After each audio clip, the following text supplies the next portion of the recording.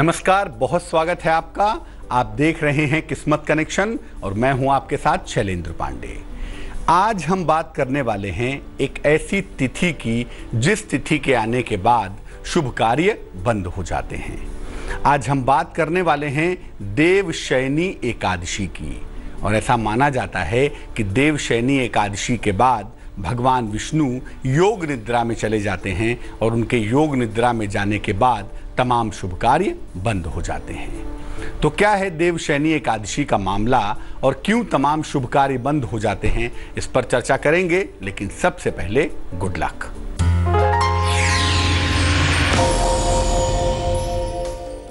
अपने घर में गमले में या जैसे भी संभव हो एक नीम का और एक तुलसी का पौधा जरूर लगाना चाहिए। दोनों की देखभाल करनी चाहिए, दोनों में नियमित रूप से जल देना चाहिए। ऐसा करने से घर में समृद्धि भी आएगी और लोगों का स्वास्थ्य भी अच्छा रहेगा, बेहतर रहेगा। चलिए अब आपको बताते हैं कि देवशयनी एकादशी का महत्व क्या है, इंपॉर्टेंस क्या है। आषाढ़ शुक्ल पक्ष की एकादशी को देवशयनी एकादशी कहा जाता है। इस एकादशी से अगले 4 महीने तक श्री हरि विष्णु भगवान विष्णु योग निद्रा में चले जाते हैं। अब चूंकि जगत के पालनहार हैं, सृष्टि में शुभता प्रोवाइड करते हैं, दुनिया में जो भी चीजें पालन के लिए आवश्यक हैं वो उनकी कृपा से ही होती हैं और वो स्वयं ही योग निद्रा में चले जाते हैं। इसलिए अगले 4 महीने तक शुभ कार्य वर्जित हो जाते हैं, बंद हो जाते हैं। इसी समय से चातुर्मास की शुरुआत भी हो जाती है। इस एकादशी से तपस्वियों का भ्रमण भी बंद हो जाता है। जो तपस्वी जगह जगह घूमकर प्रवचन करते हैं, जगह जगह घूमकर देशाटन करते हैं, उनका भ्रमण भी इस समय से बंद हो जाता है। इन दिनों में केवल ब्रज की यात्रा की जा सकती है। ब्रज की यात्रा करने पर चातुर्मास का कोई प्रभाव नहीं पड़ता। इस बार देवशयनी एकादशी 4 जुलाई को है, यानी 4 जुलाई से भगवान विष्णु या यूं कह लें कि देवता शयन में चले जाएंगे और उसके बाद शुभ कार्य बंद हो जाएंगे। देवशयनी एकादशी की महिमा, पूजा विधान, इस पर बात करेंगे। लेकिन फिलहाल मेष, वृष और मिथुन राशि का राशिफल।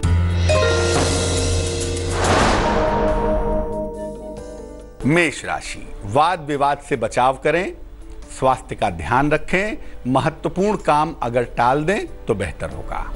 शुभ रंग लाल होगा और भाग्य होगा 50%।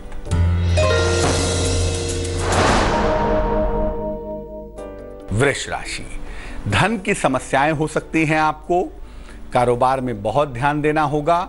शाम तक समस्याएं आपकी हल हो जाएंगी। शुभ रंग चांदी जैसा रंग यानी सिल्वर और भाग्य होगा 70%।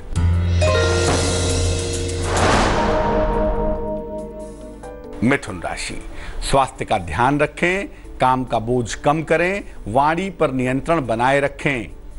शुभ रंग भूरा होगा और भाग्य होगा 69%। अब एक बड़ा प्रश्न मन में ये आता है कि क्या वाकई में देवशयनी एकादशी से देवता सो जाते हैं, भगवान सो जाते हैं? ऐसा होता है क्या? देखिए, हरि शयनी मतलब भगवान का शयन, सोना। हरि का मतलब और देव का मतलब तेज भी होता है, तेज तत्व भी होता है। जो प्रकृति में शुभता है, जो प्रकृति में तेज है, उसका मामला होता है हरि और देवता के साथ जुड़ा हुआ।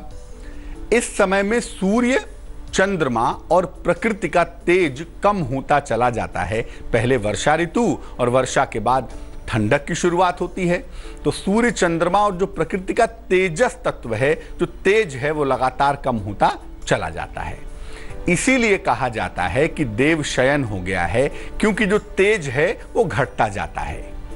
तेज तत्व के या शुभ शक्तियों के कमजोर होने पर किए गए कार्यों के परिणाम शुभ नहीं होते। और इसके अलावा अगर आप इस समय में कोई कार्य करते हैं तो उस काम में बाधा आने की संभावना भी होती है। इसीलिए इस समय से भगवान विष्णु के शयन से अगले 4 महीने तक शुभ कार्य करने की मनाही होती है।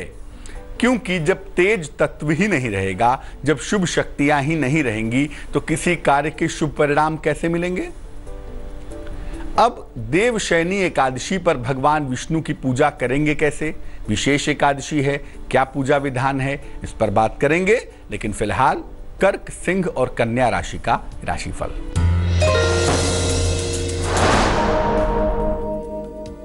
कर्क राशि, नौकरी में परिवर्तन के योग हैं, आर्थिक लाभ भी होगा, पुराने रिश्ते आपके बेहतर होंगे।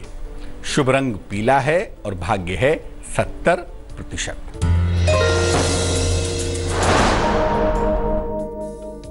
सिंह राशि, किसी अतिथि का आगमन होगा, घर में थोड़ी व्यस्तता रहेगी, करियर में सुधार होता हुआ दिख रहा है। शुभ रंग ग्रे होगा और भाग्य होगा 50%।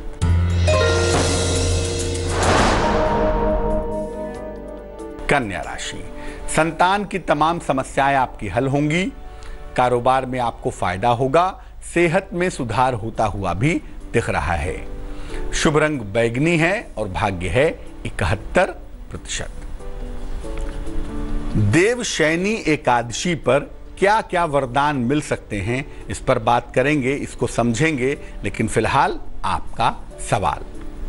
अनुपम ने हमें मेल लिखा है, जन्म की तारीख है 6 अक्टूबर 1978, 1978। जन्म का समय है सवेरे के 6:07, 6:07 AM। जन्म का स्थान है गोरखपुर, उत्तर प्रदेश। अनुपम लिख रहे हैं कि नौकरी में एक बड़ा परिवर्तन करना चाहते हैं इस समय, और उनके पास विदेश जाने का अवसर भी आ गया है। क्या इस समय विदेश जाना इनके लिए ठीक होगा, या क्या नौकरी में परिवर्तन करना ठीक होगा, इसके लिए क्या करना चाहिए? देखिए अनुपम, जो अभी आपके ग्रहों की स्थिति है उसके हिसाब से बदलाव करना आपके लिए बहुत अच्छा नहीं रहेगा। तो इस समय आपको बदलाव करने की बिल्कुल सलाह नहीं दी जा सकती, बेहतर है बदलाव ना करें। दूसरा ये है कि बहुत दूर विदेश जाने की संभावना भी इस समय नहीं दिखाई दे रही है, तो अभी वेट करना चाहिए, जिस नौकरी में हैं उसी में बने रहें। अगले साल 2018 में अप्रैल मई के समय में आपकी नौकरी में बदलाव बेहतर हो सकता है, और उस समय अगर विदेश जाने का अवसर मिले तो आप विदेश जा सकते हैं। इस समय ये निर्णय लेना आपके लिए बिल्कुल भी अच्छा नहीं होगा, आगे चल के इसके बड़े नुकसान आपको हो सकते हैं। अब ये जानते हैं कि देवशयनी एकादशी पर क्या क्या वरदान मिल सकते हैं। देखिए, सामूहिक रूप से पापों का और समस्याओं का नाश हो सकता है अगर देवशयनी एकादशी पर भगवान विष्णु की पूजा की जाए तो। इस दिन भगवान विष्णु की उपासना करने से, भगवान की आराधना करने से व्यक्ति का मन शुद्ध होता है, व्यक्ति का मन बेहतर होता है। दुर्घटनाओं के जो तमाम योग हैं, दुर्घटनाओं के जो तमाम कॉम्बिनेशंस हैं, वो निश्चित रूप से टल जाते हैं, निश्चित रूप से समाप्त हो जाते हैं। इस एकादशी के बाद से चातुर्मास में शरीर और मन को नया किया जा सकता है। अगर चातुर्मास के नियमों का पालन किया जाए तो व्यक्ति बिल्कुल नवीन हो जाता है, बिल्कुल नया हो जाता है। तो कैसे करेंगे भगवान की उपासना, उस पर बात होगी। लेकिन फिलहाल तुला, वृश्चिक और धनु राशि का राशिफल।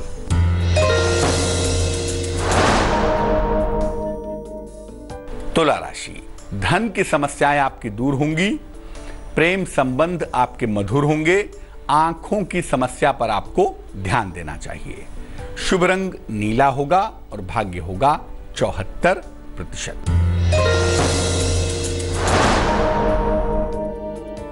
वृश्चिक राशि, सेहत आपकी ठीक बनी रहेगी, आपके तमाम बिगड़े हुए काम बन जाएंगे, लंबी यात्राओं से आपको बचाव करना चाहिए। शुभ रंग नारंगी होगा और भाग्य होगा 69%।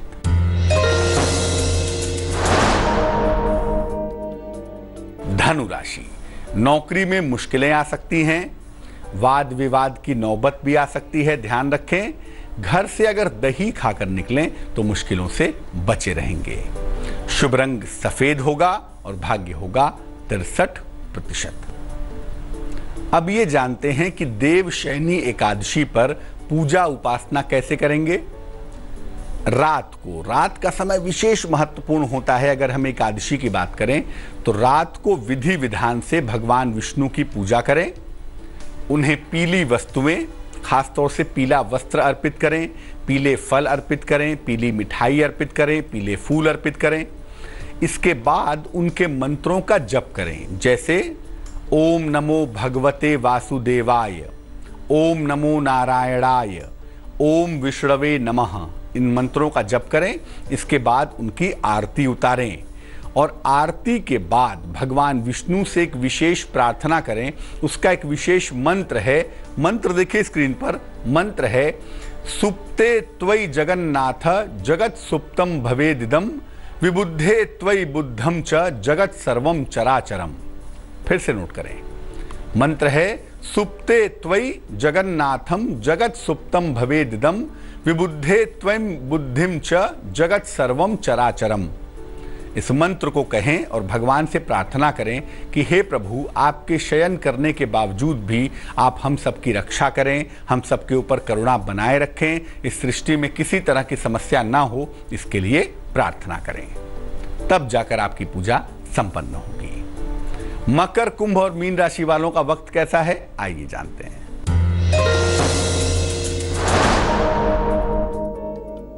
मकर राशि, पारिवारिक संबंधों में सुधार होगा, तमाम समस्याएं आपकी हल होंगी। धन के अपव्यय से, धन की बर्बादी से बचाव करें। शुभ रंग धानी और भाग्य होगा 76%।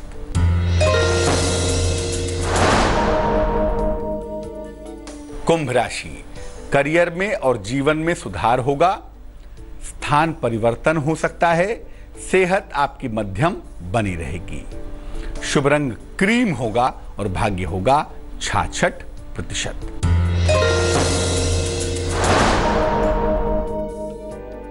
मीन राशि, किसी अतिथि का आगमन होगा, अचानक धन की प्राप्ति होगी, बड़े निर्णय आपको लेने पड़ेंगे, उसके लिए आपको तैयार रहना है। शुभ रंग आसमानी है और भाग्य है 76%। तो आज हमने बात की हरिशयनी एकादशी की और ये जाना कि हरिशयनी एकादशी पर भगवान विष्णु की पूजा कैसे की जाएगी, और ये भी जाना कि हरिशयनी एकादशी के बाद से अगले 4 महीने तक शुभ कार्य बंद हो जाएंगे। चलिए अब जान लेते हैं आज की कीमती सलाह।